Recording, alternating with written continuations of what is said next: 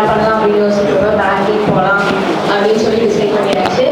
So நான் வந்து Suresh join பண்ணேன். லாஸ்ட் இயர் வந்து ஆர்ஆர்பி கிளாஸ் பேட்ச் வந்து ஜாயின் பண்ணேன். அதுக்கப்புறம் இப்போ வந்து பிஓஆர் வந்து கிரெடிட் ஆஃபீஸராக நான் வந்து கிளியர் பண்ணியிருக்கேன்.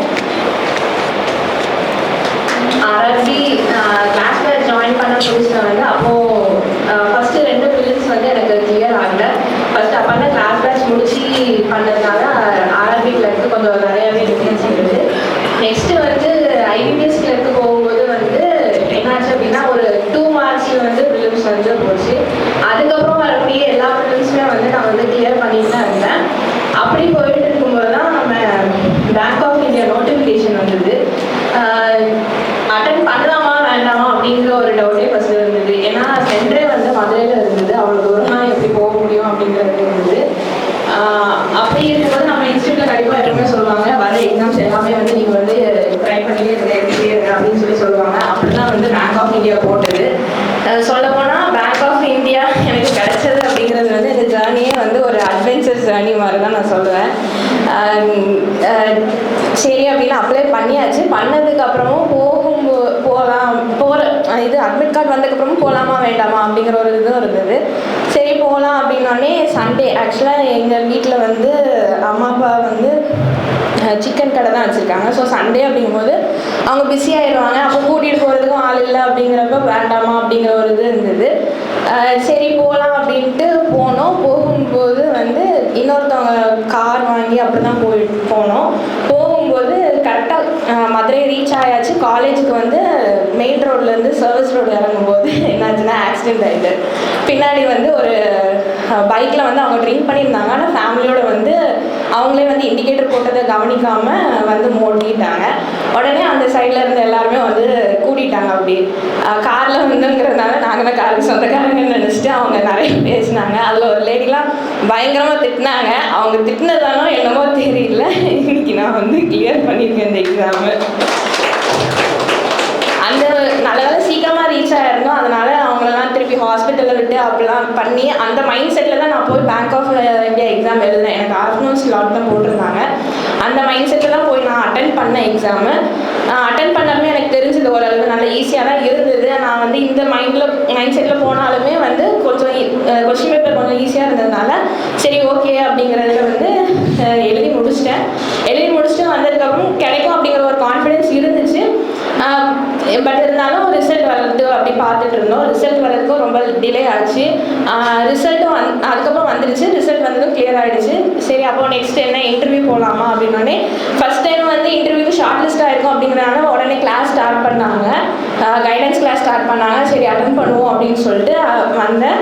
அதுக்கப்புறம் ஜிடி கிளாஸும் வச்சாங்க, அதுக்கும் வந்து வந்தேன். அதுக்கப்புறம் ஆர்ஆர்பி வந்து எக்ஸாம்ஸ் வர ஆரம்பிச்சிது. இங்கே வந்து கால் லெட்டர் வரல அப்படிங்கிறதுனால இந்த கிளாஸ் வந்து அப்படி கொஞ்சம் சைலண்ட் ஆச்சு. இந்த கேப்பில் ஆர்ஆர்பி கான்சென்ட்ரேட் பண்ண ஆரம்பிச்சதுனால இப்போ மறுபடியும் இன்னொரு கன்ஃபியூஷன், போகலாமா வேண்டாமா அப்படிங்கிற மாதிரி இருந்தது. கால் லெட்டர் வந்ததுக்கு அப்புறமும் சென்னை அப்படின்னோடனே சென்னையும் போகலாமா, அந்த டைம் தான் ஆர்ஆர்பி மெயின்ஸும் வந்தது, பிஓ மெயின்ஸ் வந்ததுன்னு நினைக்கிறேன். ஸோ போகலாமா வேண்டாமா அப்படிங்கிறது மறுபடியும் ஒரு கன்ஃபியூஷன். போகலாமா வேண்டாமா அப்படி யோசிச்சுட்டு இருக்கும்போதே சரி போக வேண்டாம், அவ்வளோ தூரம் வேண்டாம் அப்படின்னு சொல்லிட்டு அதான் நெக்ஸ்ட்டு அடுத்தடுத்து அப்கமிங் எக்ஸாம்ஸ் வருதில்ல அப்படிங்கிறதுனால சரி வேண்டாம் அப்படிங்கிற மாதிரி சொன்னாங்க. அதனால் நான் வந்து கிளாஸ்க்கு வரல. இங்கே வந்தவங்க நான் இத்தனை மார்க்கை அட்டன் பண்ணேன் அப்படிலாம் சொன்னாங்க. நான் வந்து மார்க்கே அட்டன் பண்ணலை.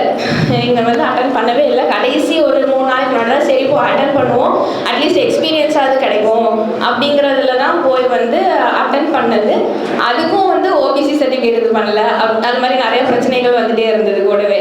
கடைசி அங்கே போகும்போது தான் ஆன் த வே ட்ராவலில் தான் வந்து தெரிஞ்சவங்களுக்குலாம் ஃபோன் பண்ணி அப்படி கனெக்ட் ஆகி அப்படி கடைசி நிமிஷத்துல தான் எனக்கு ஓபிசி சர்டிஃபிகேட்டும் வந்துச்சு. நான் வந்து அட்டன் பண்ண முடியுமா இல்லையா அப்படிங்கிற ஒரு கொஸ்டினோட தான் இங்கேருந்து கிளம்பி போனது.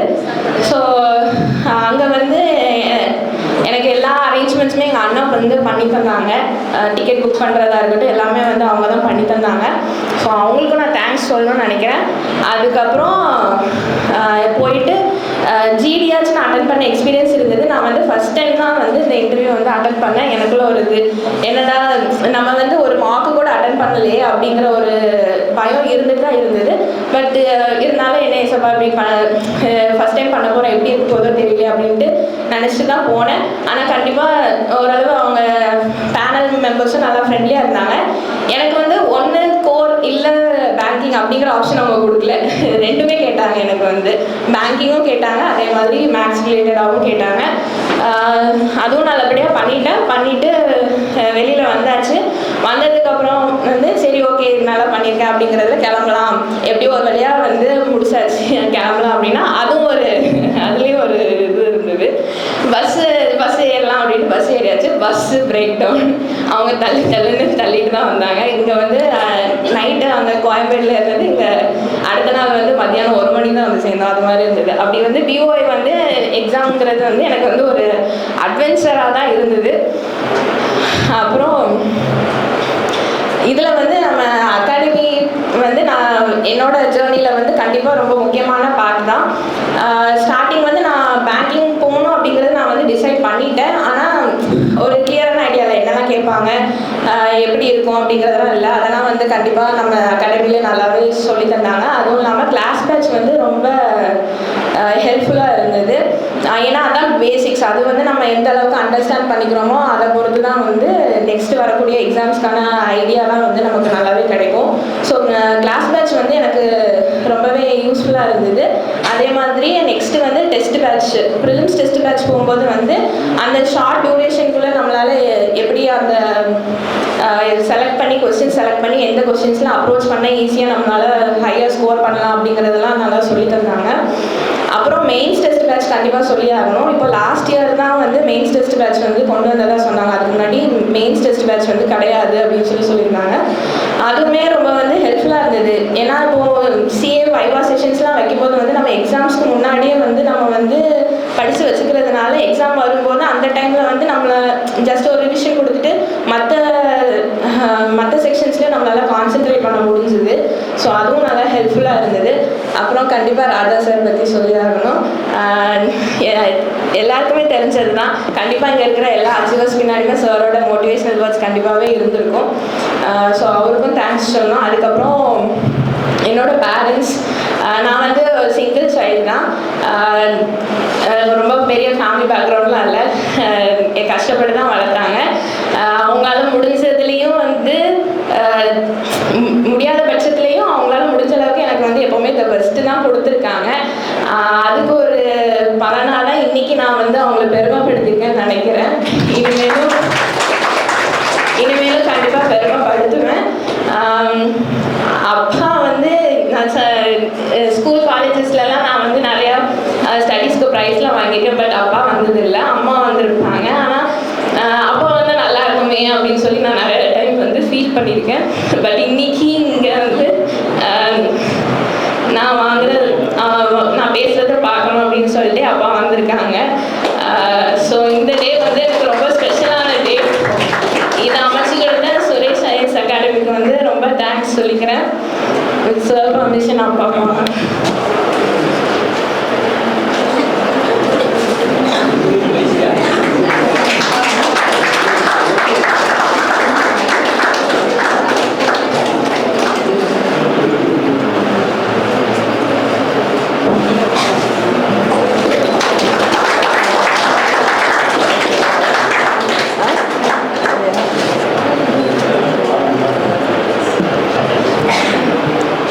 நாங்கள் எப்போவுமே பாப்பான்னு தான் கூப்பிடுவோம். சின்ன பிள்ளையிலேருந்து எங்களுக்கு வந்து நான் ஒரு சிக்கன் கடை தான் வச்சுருக்கோம் சின்னதாக.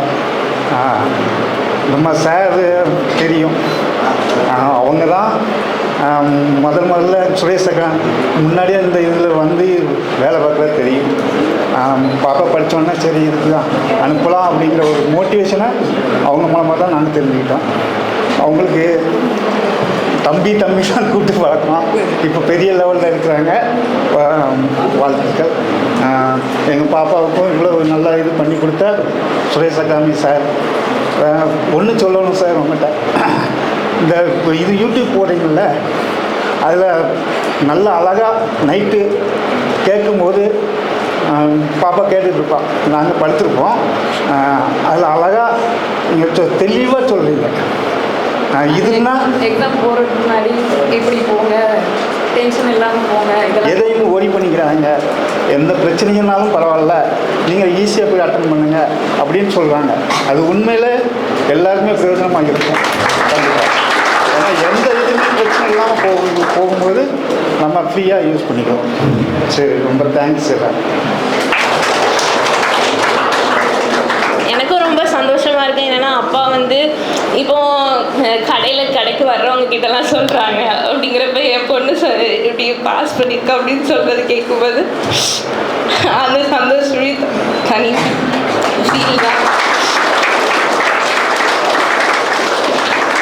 ஸோ தேங்க்ஸ், எல்லாருக்குமே ரொம்ப தேங்க்ஸ். இங்கே இருந்த ஸ்டாஃப்ஸும் நல்லா அப்ரோச் பண்ணாங்க, ஃப்ரெண்ட்லியாக இருப்பாங்க.